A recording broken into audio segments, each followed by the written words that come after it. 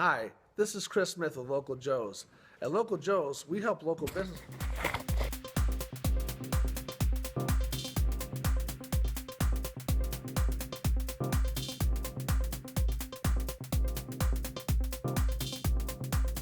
Hi, this is Chris Smith with Local Joe's.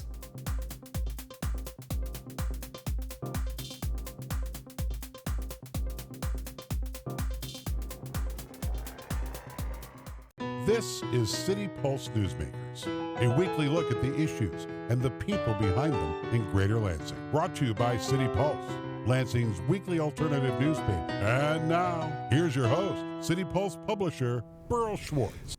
Good morning. The election last month produced a change of the guard in East Lansing. What does it mean? We're going to find out today from the new mayor of East Lansing, Councilman Mark Meadows. Mark, welcome to the show. Hey, thanks for having me. My pleasure. Before we talk about what the election means, I want to talk about you a little bit because I kind of look at you, you've now started a third act of a play, which who knows, maybe have more than 3 acts. Shakespeare used to do that. But you were a lawyer, and then you were a politician, East Lansing City Councilman, East Lansing Mayor for many years, and then you got elected to the State House, served 2 terms there, took some time off. Now you're back in the saddle, but you're 70 years old, right? 68. 68, we're the same age. Yeah, don't make me older. Right, we're the same age. So I wonder, why aren't you somewhere warm, enjoying a successful, a successful life? That's a really good question. Other people have asked me that.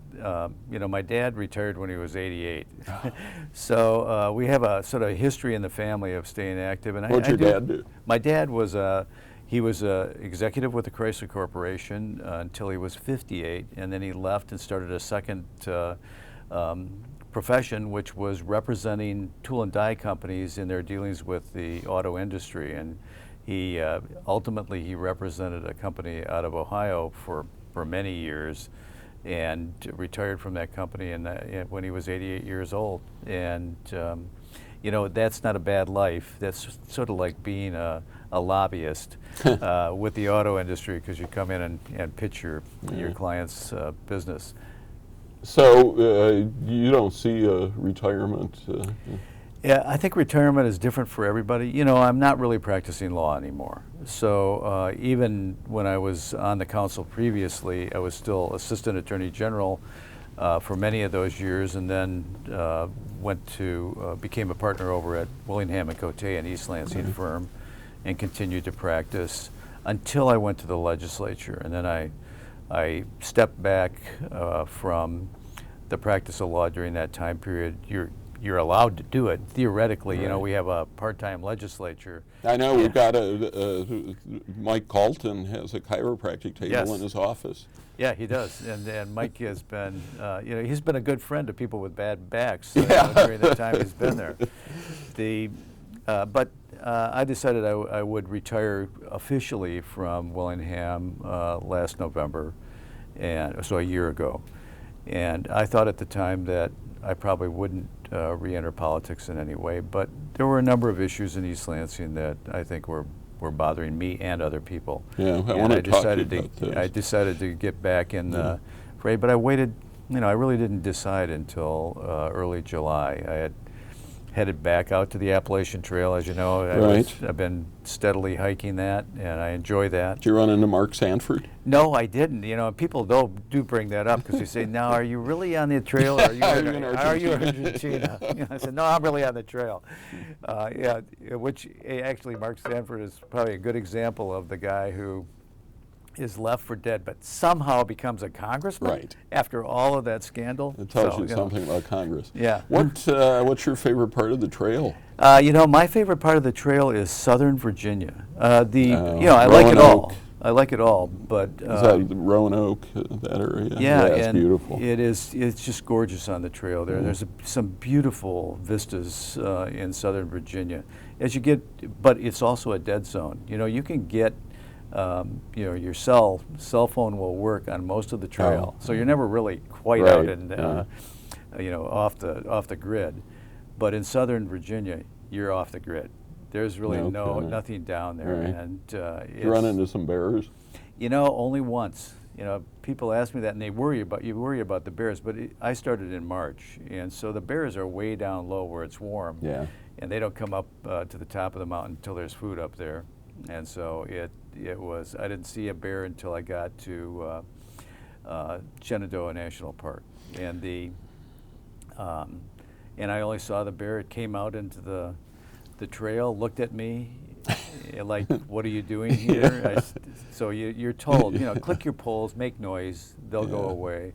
So he left, and I thought, God, I should have got a picture of Yeah, that. right. So I fumbled with my phone because it's always off, and I got it to the point where I could take a picture. The bear came down. I fumbled a little more. The bear looked at me like, I thought I gave you a chance to get out of here, and then turned around. So I really only got a picture of the rear end. Oh, okay. But, I Well, did better see than one. the mouth coming at you. Yes. I'm curious because we are the same age, so we grew up in the 60s. Correct. And first, I'm kind of curious because your hair is, I've seen it longer Yes. in recent years. What were you like in college in those days? I grew up in the 60s. I don't know what else to tell you. Did you inhale?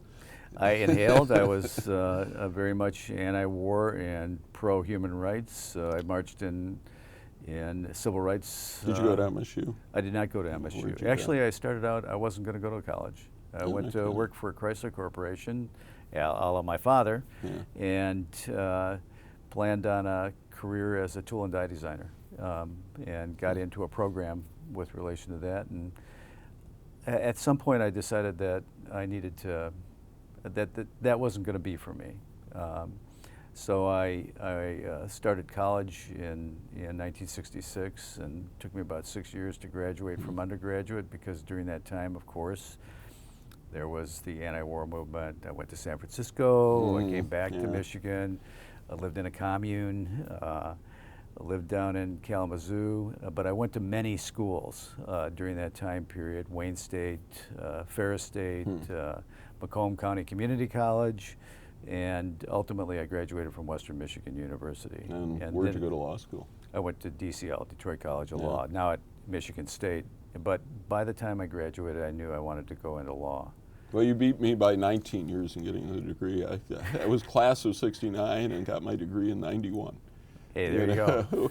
Jobs intervened at that point. I thought, it'll be fun to go back to school. Well, it was a different world then. Yeah, And, it was. high school diploma had a different meaning, when we graduated from high school. The high school degree probably pretty much guaranteed you a good job and an opportunity to buy a house and buy a car and raise a family. And today, you don't have that same guarantee. And a college degree is much, much more important now. It's probably the equivalent of the 1965 high school Right. degree that we received. So it's, it is a different world, and, we probably couldn't do those things. Those were very satisfying years. I don't regret anything. Maybe I should have got started a little earlier in all the things that I've done, but graduating from law school and going to work for Frank Kelly, was a tremendously satisfying thing. And What did you do for Frank? I was in a number of divisions there, and I was a trial lawyer. I represented the Department of Social Services, the Department of Mental Health, ultimately the Department of State Police primarily. I was, general counsel to the Commission on Law Enforcement Standards as my career progressed there. I enjoyed the work. Yeah. It's challenging work, and it's also a little bit different. I remember when I started over at Willingham & Cote, somebody came in and said, "Can you give me some advice?" This was an older attorney. I'm going to argue a case in the Sixth Circuit Court of Appeals, and I understand you've been down there. I said, "Yeah, I have been down there." I'd been down there, several hundred times with my appeals. So we had the Attorney General's office is, he is the people's lawyer. Mm-hmm. And I may disagree with some of the more recent attorneys general on how some of the litigation that they've gotten involved with, but really you're there, and assistant AGs get tremendously challenging cases and opportunities that you don't get in private practice. So it was a very satisfying career. We had Frank on the show recently. He's a great example of not retiring. I mean, he's 91. He could still be practicing, I think. I mean, he's got some physical issues, but his mind is very sharp. Yeah, but for Dick Austin's defeat, which was unexpected, I think Frank decided that was going to be his last term at that point in time. And his assistants always thought, it's too bad that we have term limits now, because if we could just keep Frank in there, this is we Attorney keep General going in for this life. thing. Yeah. But he did then go on, go back or started a law firm, and at 91 he's very sharp. And, yes. Well, we should talk a bit about East Lansing. Okay. This election really seems to have shaken things up. I mean, this seemed like a shot over the bow to drop the membership of the Lansing Regional Chamber of Commerce. And I know the official story is, we weren't getting our money's worth, but it seems awfully coincidental that after they were so negative in this election that they got dropped. So tell me how that came about.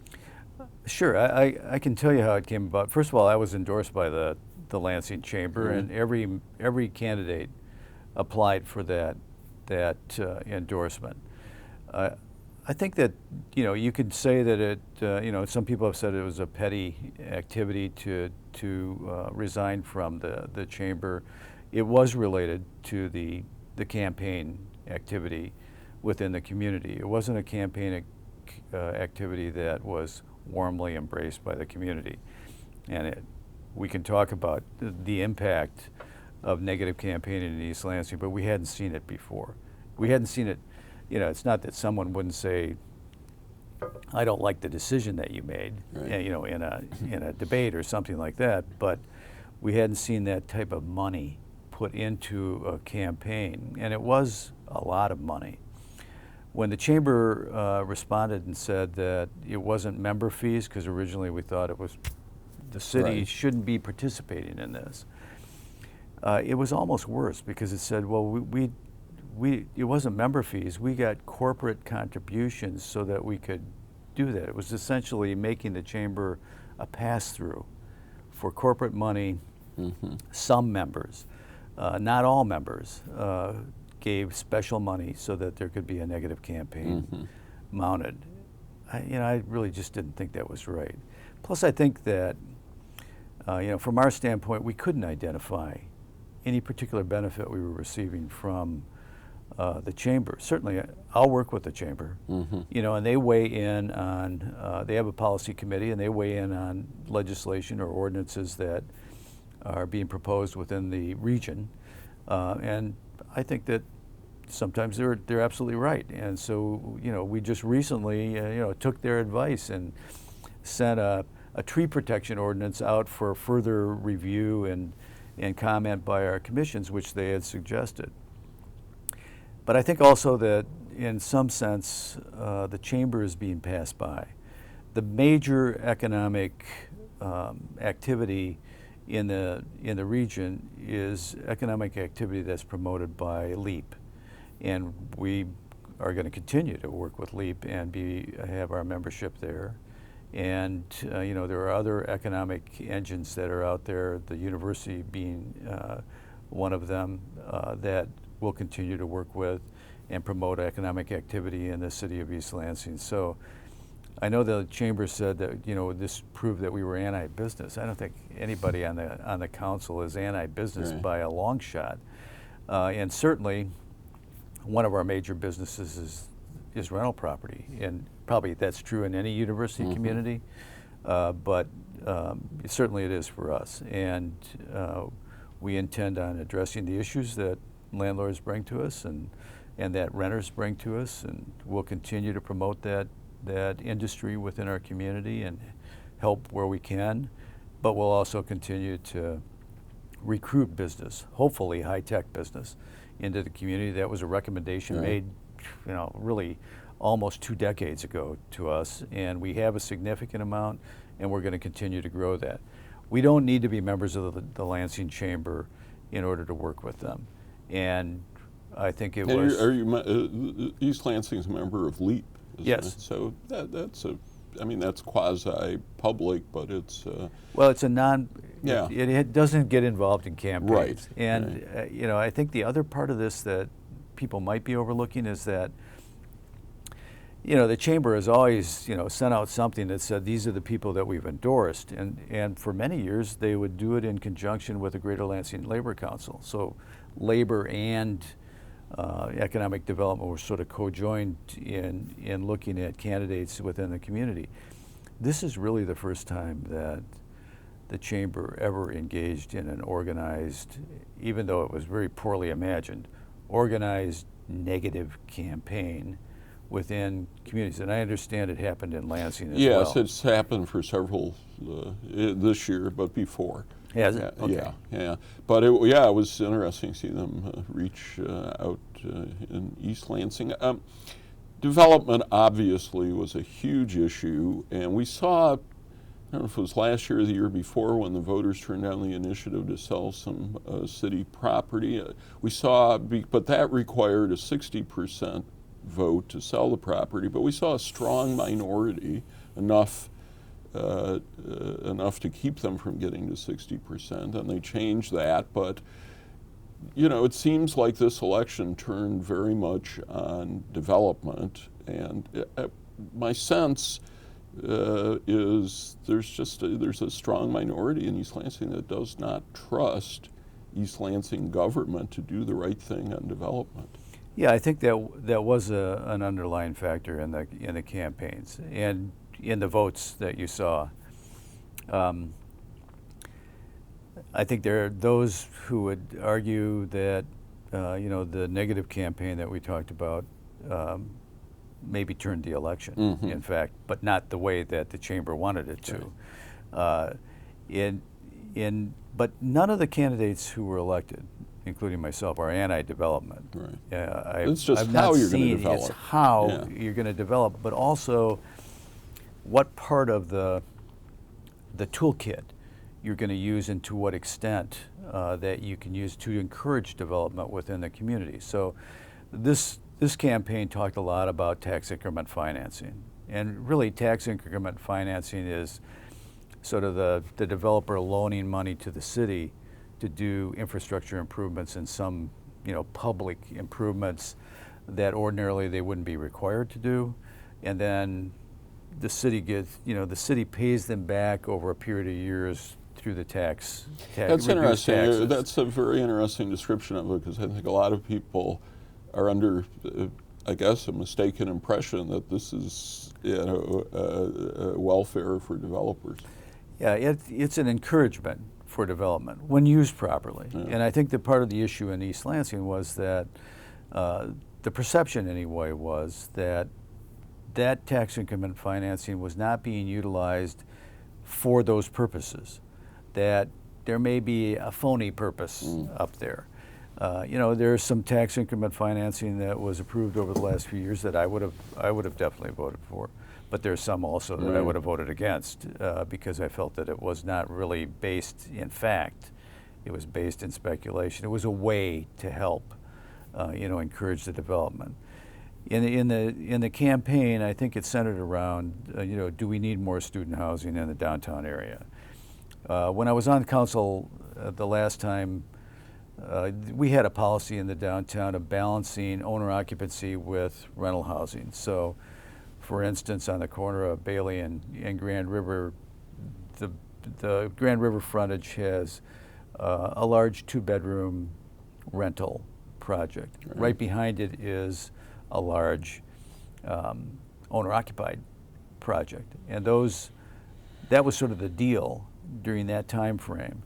Since I left in 2006, nothing but rental housing has been built in the downtown area. So is that an effect of the economy? Well, people weren't certainly, buying?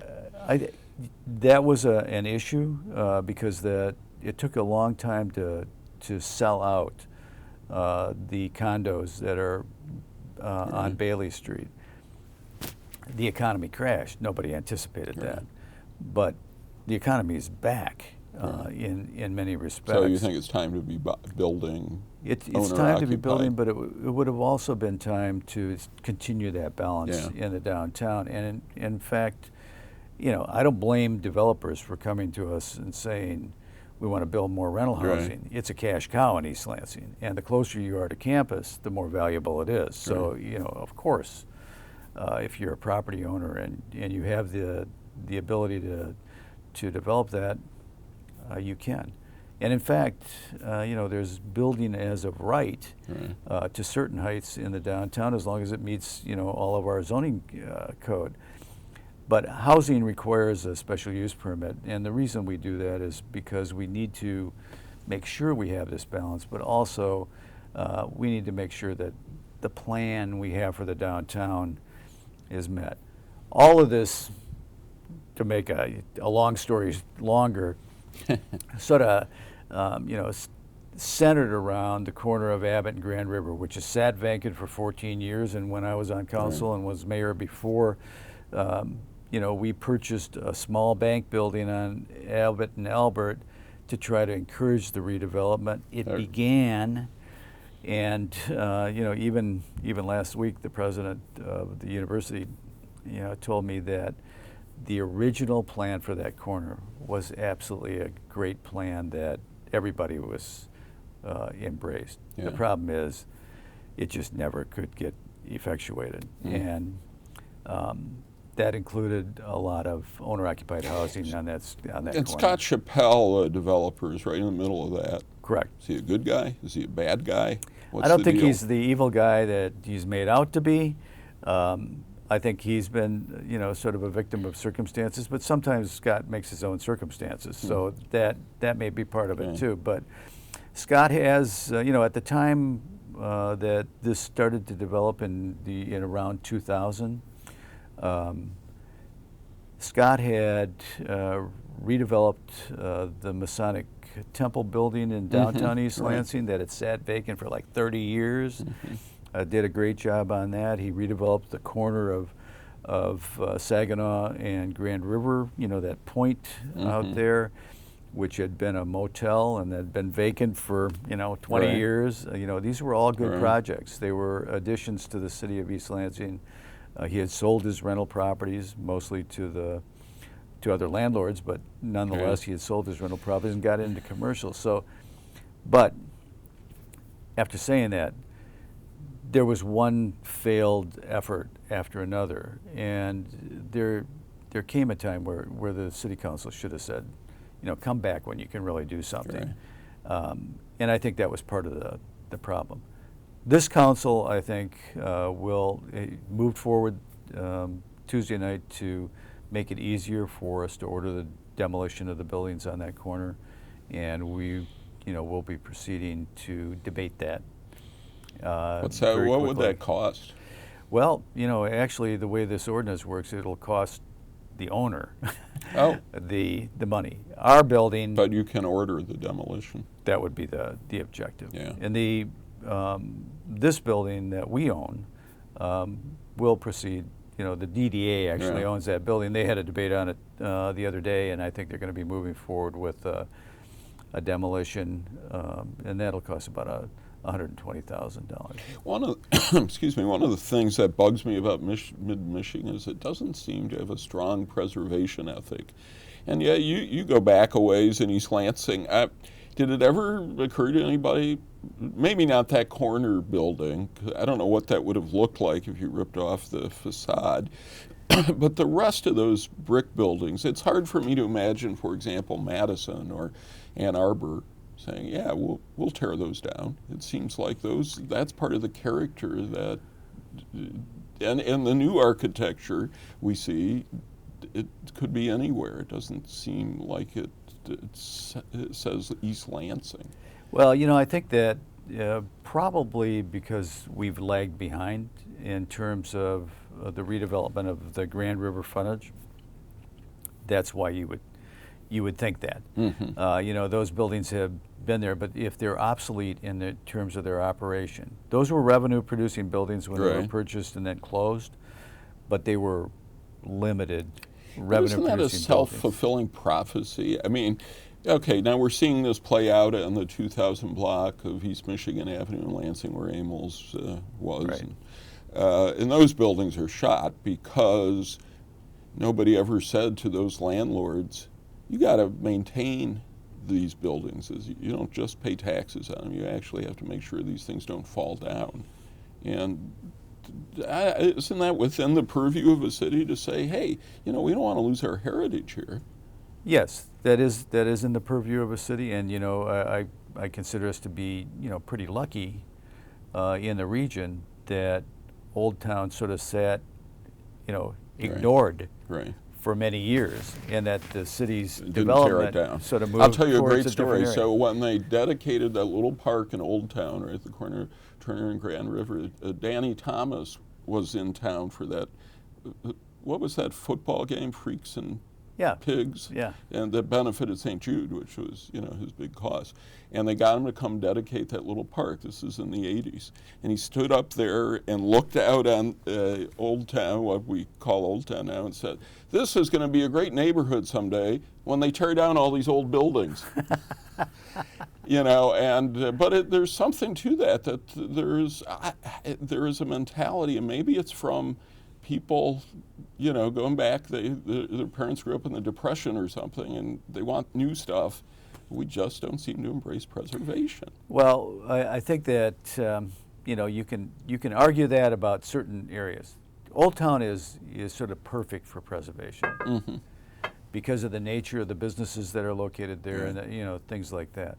But really, cities have redeveloped their frontages, their business frontages, almost continuously. Right. And East Lansing has sort of lagged behind along that area. And of course, part of that is the changing of the nature of business in downtown areas. So, this is probably an opportune time for the city of East Lansing to do this, because we've gone from the idea of Frandor to the idea of Meridian Mall to the idea of East Town, Right. which is, let's make it like a regular city, walk around, Right, you walk right. outside and you go from store to store, and Right. there's convenient parking.